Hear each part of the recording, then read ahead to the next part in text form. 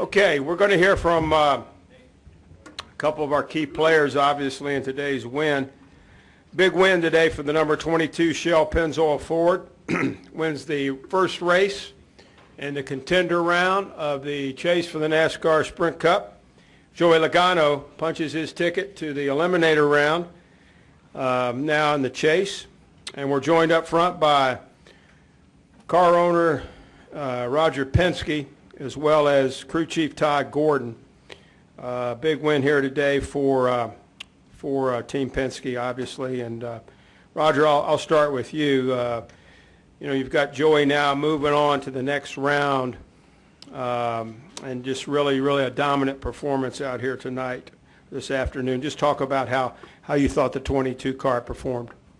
Well, I guess everybody saw what I did today. I mean, he was dominant.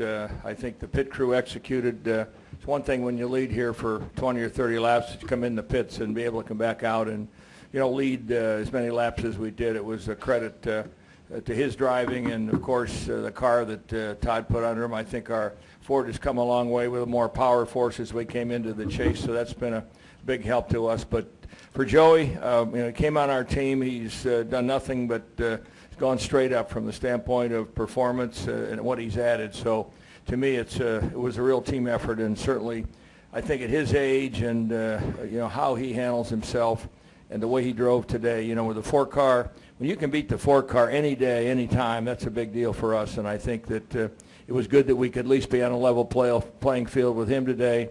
And then unfortunately, I guess some of the key guys that we would have expected to be up in the front had some problems, so you never know how they would have run if they didn't have the problems. But, we'll take it, and I think it's better than a win when you can go on to the next bracket. So, I guess that's the real end game here is to move on in this chase. Win in advance, absolutely. And Todd, talk about, some of the things that you guys did to make the car better during the course of the race weekend. Obviously, last night's race got rained out. So we're running in the day. How big a changes did you guys have to make with that? We looked at the weather coming in the weekend, and actually Friday practice we had a daytime practice, first practice on Friday, and then a evening practice, second one. We made the effort to make a longer run on tires on both practices to see where the balance would go both ways, and pretty happy with our car in both conditions. So felt pretty optimistic about what we have in the sunshine today, just knowing what we had for a read in first practice and how little we changed from then to where we were for the race last night. So I love it when we get these tracks that get a little more sunshine and a little hotter and slicker, and that's when this guy to my left really shines his talent. So just a phenomenal weekend. I think everybody on this Shell Pennzoil team did a great job in preparing. It was pretty cool that we came here pretty much how we raced. So a couple tweaks that we wondered about, but had good balance because it worked in both the sun and night. Thank you, Todd. And here's our race winner, Joey Logano. This is Joey's 4th win in 2015, your first win at Charlotte Motor Speedway in the Sprint Cup Series, and your previous best was 3rd. And this is your 12th career win. But more importantly, Joey, you advance now to the next round. Certainly, you still have Kansas and Talladega on the schedule, but you're in that next round, and coming so close last year, you're continuing that growth and maturation as a driver. Just talk about the big win here today because you were dominant. Yeah, anytime you have a race car that fast, you just hope something doesn't go wrong. But everyone did a great job. Todd made great calls. Pit crew is on top of it today. They've really been most this year have been incredible. So it's special to have a perfect day in racing. You don't have that very often. Usually, at some point in a 500-mile race, you have to overcome something.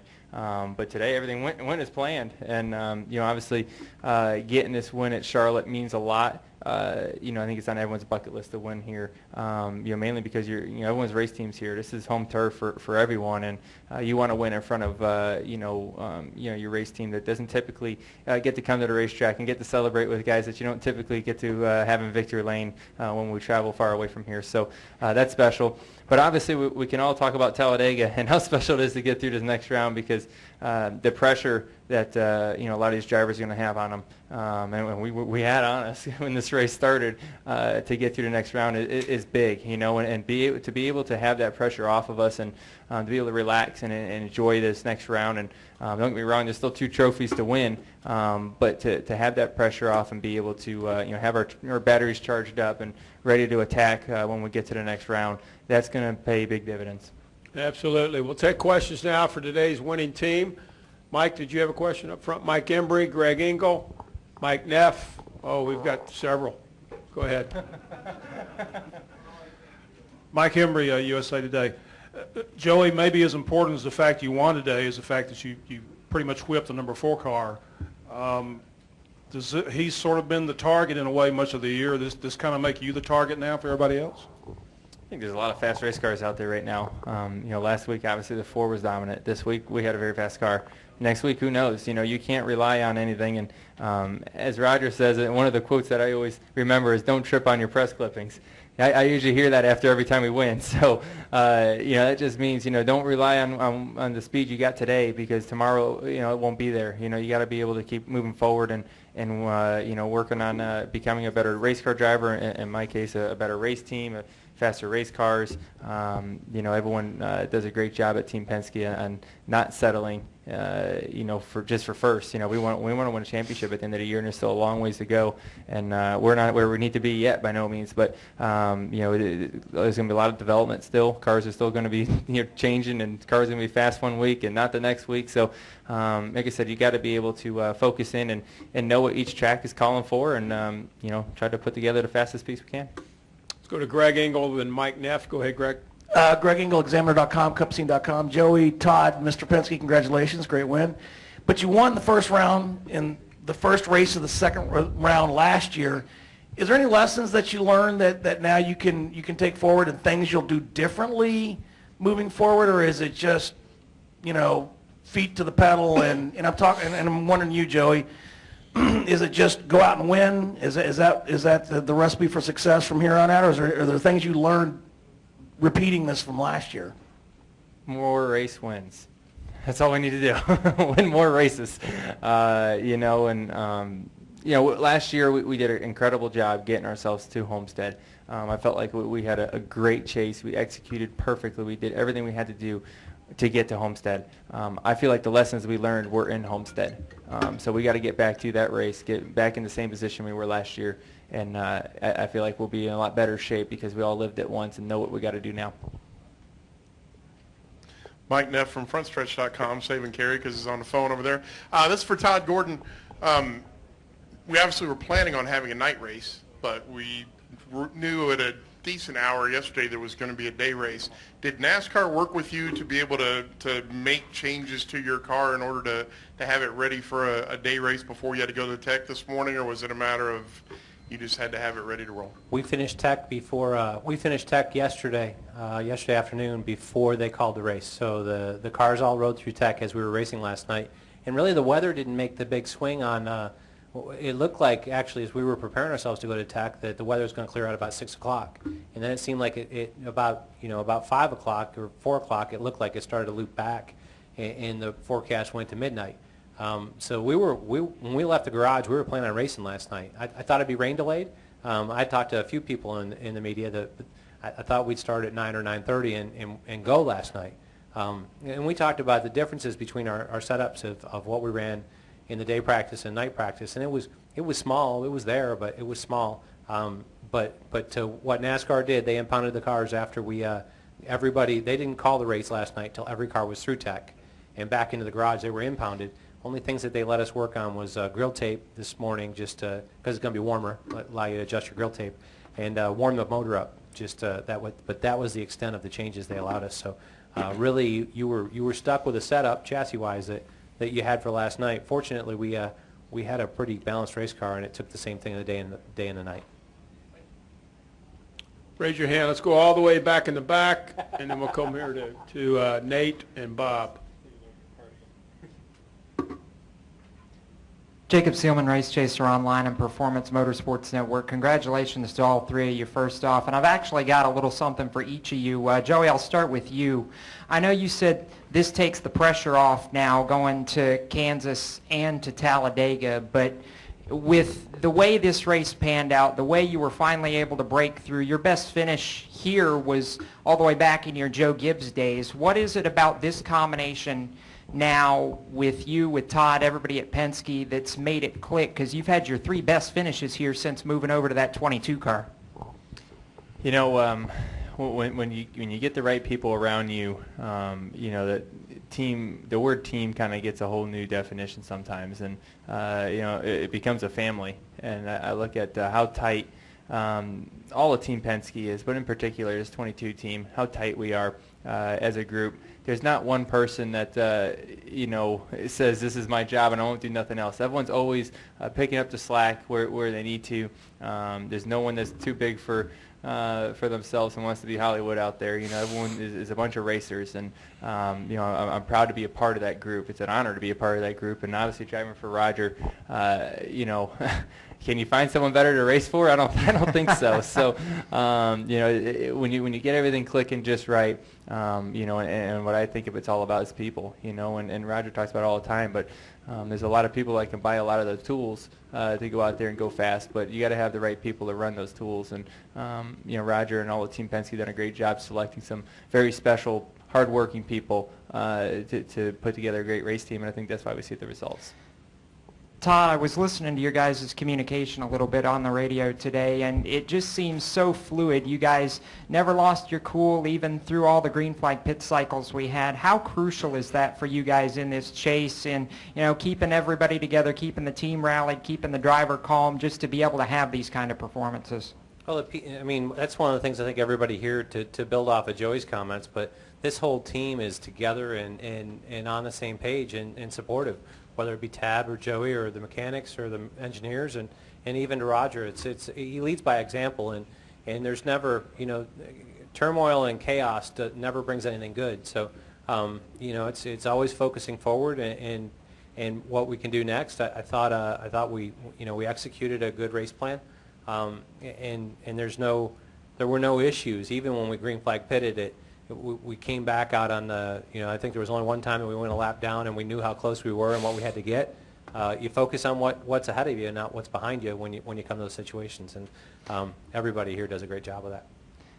And Roger, you signed this young man just before 2013 started. You guys, this is your third year together now. He went to the Final Four last year. He's working on trying to go back there again this year. But I heard a lot of people in the garage area say not too long before the start of that 2013 season that they weren't sure how it was going to turn out. What did you see in Joey, and what did you see that he was capable of that drew you to bring him to this team, and now seeing all the success you've had the last couple of years, it seems like it's a decision that really paid off? Well, I think as we look at drivers, you know, whether it's in the IndyCar side or on the NASCAR side, we look at drivers that know how to win. And there was no question in equal equipment, Joey ran wheel to wheel with Kyle Busch many times. So, you know, that validated that piece. And after sitting with Joey and talking with him about, you know, technically how does he look at the car, how does he connect with the engineering folks, obviously, you know, we understood that he was a student of the sport. And he was committed. He was young. He was committed.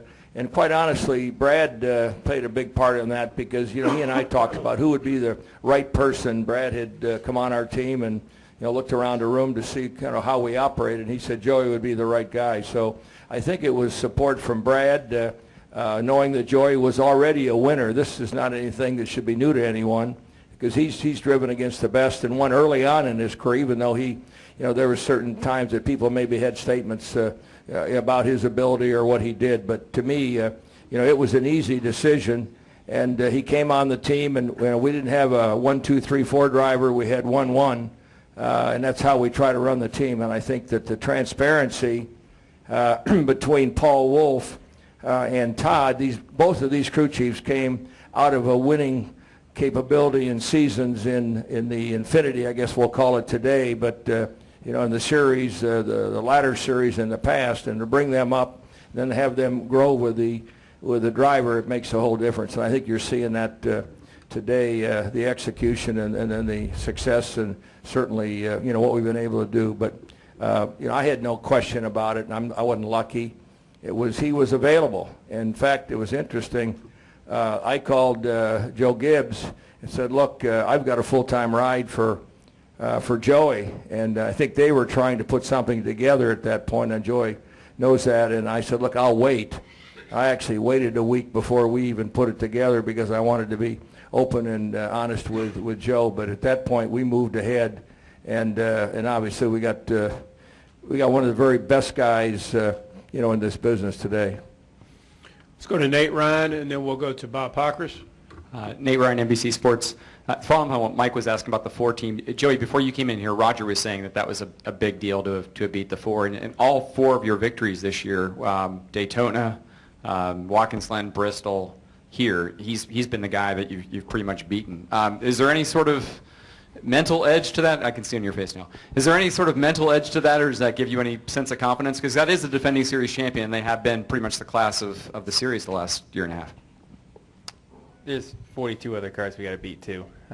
You know, he has been the one that's finished second. I think it's just a coincidence. Obviously, they're a great race team, but you know, when a team like that has a week like they did last week, you know, you got to be able to you know, pick up your game and be able to you know, hopefully be able to beat them and show that we're here to you know, it's not going to be an easy ride for someone, you know, and I think our team showed that today, that we can go out there and compete with the best. And you know, and I knew that, you know, coming into tonight or today, and knowing really every week that I know my team has got what it takes to go out there and beat them. But you know, obviously, like I said, they have a lot of speed in their cars on a consistent basis. We do as well. And in this chase, winning these races in the chase is such a big deal. You know, it's nice to have race wins, but when you're able to get chase wins and rack those up, it seems to be a little harder to get them in the chase time because everyone picks it up a little bit. So it shows that our team picked up what we needed to. Bob Pockris. Bob Pockris, ESPN. I have one for Todd and one for Joey. Todd, does this change any sort of decision of what car you'll bring to Kansas next week? That's a funny question because no, it doesn't. Is the short answer to that. We you know, at Team Penske, they do such a phenomenal job of building race cars that that I don't have favorites. I don't have they're just car numbers. In every, you know, there's a sequence of how we bring race cars to the racetrack, and that's, you know, it's the car. I got asked the same question yesterday, but if it was really good today, would you try to turn it around and bring it someplace else? And there's such consistency in our manufacturing process that this car probably won't be seen for the rest of the chase. We'll continue down the path that we've got because we know we're building better race cars every day, and rather than try to recycle something and run equal to it, we're going to try to build something better. And for Joey, this race was a little bit of you know, guys are just kind of avoiding trouble, and some of the guys talked about hitting oil on the track. I'm curious if you kind of stayed away from certain areas that when you heard about those complaints, or if you had no issues at all. I was pretty much like a catfish today. I was just on the bottom. So I was. All you guys are welcome to use that one. You know, that was. I didn't ever move up much, didn't feel any oil on the racetrack at any point. I was warned. My spotter did a great job warning me that people were talking about it. So. You know, when someone comes over to the radio and says, hey, they're talking about oil in the middle of the racetrack, then you probably shouldn't run in the middle of the racetrack. So, especially when in the position that we were in. So, I never got around any of it, never felt much of it. Mike Embry, do you have a question? And then we'll finish with Kenny Bruce. Mike Embry, USA Today. Roger, obviously you guys know what they're doing and don't need a whole lot of direction, but you've been through a lot of these championship runs and a lot of different types of motorsports. What's going to be your role over these closing weeks? Advice, or you just carry the big wallet around and fund things, or how are you going to fit in? Jeez. I'm not sure I got a big enough wallet to fund this thing. Let's put it that way. No, you know, seriously, you know, I'm a support tool. You know, I communicate, you you know, with the guys at the shop every day. I mean, to see if there's any issues that we need to, if there's a tie on something, I try to be, you know, give my input. Many times I'm not the one that makes the decision, but, you know, it's just, as I think Joey said, and when we build a car, nobody knows whose car that's going to be until we put the paint on it. And I think that there's a process here. I think Travis and Mike Nelson really have put this together, you know, with a whole team of people back at the shop. And, you know, we need to be better each week. So, you know, we have things, the engineering team have things to make the cars better. And I think when you go back to Dover, much different strategy last week. You know, we didn't have to win like the 4 did. We just had to have a solid finish, and after the 2 got the penalty the week before, I mean, he was in a different spot, so you didn't really see everything we had last week. There was no reason to come there with anything that might not be reliable. So then you move on now, and we can use the next 2 races, and I would push our guys to see what we could run to give us maybe an edge as we get into the last few races. Final question, Kenny Bruce. Kenny Bruce, NASCAR.com. First of all, I didn't hear your opening comments, but I'm assuming you didn't do anything to damage your car when you did your burnout out there. My philosophy with burnouts is not cool until something breaks. So I just like burning the rear tires off. It's a lot of fun. I really think about a lot of times coming back down pit road and see if they can put rears on it, like a modified, and go back out and burn them down again. It's a lot of fun, you know. And no, I think she looks good, doesn't she? Looks the way a race-winning car should look. All right, and you guys kind of talked about this a little bit earlier, but we tend to jump on, Joey was dominant today, they're the guys to beat. You know, Kevin was dominant last week, they're the guys to beat, and it changes from week to week. How do you guys look at it? When you look out there, what does it take for you guys to go, okay, that's the team, or that's a team we need to, they're going to be fast? You know, it doesn't really matter looking at other people. You gotta look at yourself, you know. You know, Todd and I talked about, you know, going into Dover and the 4 situation, and, you know, we talked about it and said, it doesn't really matter. It doesn't change what we have to do. You know, we still have to go out there. We have to win races. Whether he was in the chase or not, it's not going to make a difference. You know, we still got to do what we know how to do and what we have to do and control our own destiny and focus on what makes our race cars faster. So, you know, we just stay focused in doing what we know how to do. Don't go and reinvent the wheel, and stay focused in and you know, there's going to be cars that are dominant each week, you know, and we just got to be that car more times than not.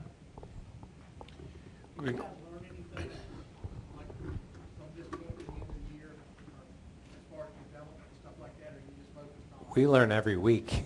I mean, it's a never-ending process. If you ever quit learning, you're gonna start slowing down. So, you know, to the point, it's every practice run you make is trying to find something new, and we'll be on to it tomorrow. It's you know, back to development for Kansas and try to find stuff there. And obviously, pressure's off, so you can be more aggressive on it. But you're still every week you try to learn. And to Joey's point, we focus on what makes our race car faster and our balance better. And if we focus on that all the time, we're going to be successful. If we focus on what other people are doing, we're not working on our race car. We're worried about what theirs does. Congratulations to the number 22 team, Team Penske, Joey Logano, Roger Penske, Todd Gordon, everybody associated with that organization. A great win here today. You've advanced now to the eliminator round, and we'll see you down the road. Thank you. Thank you, everyone.